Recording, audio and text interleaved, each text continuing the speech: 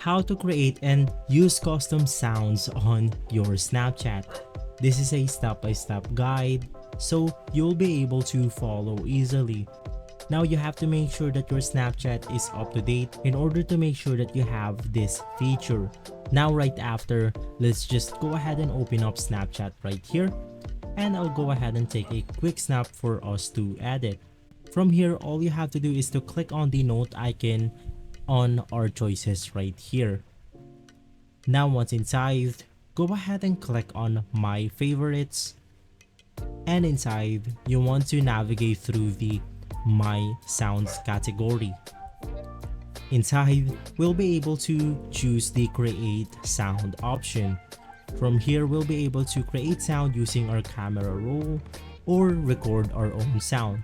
You can just go ahead and choose between these options and you should be good to go.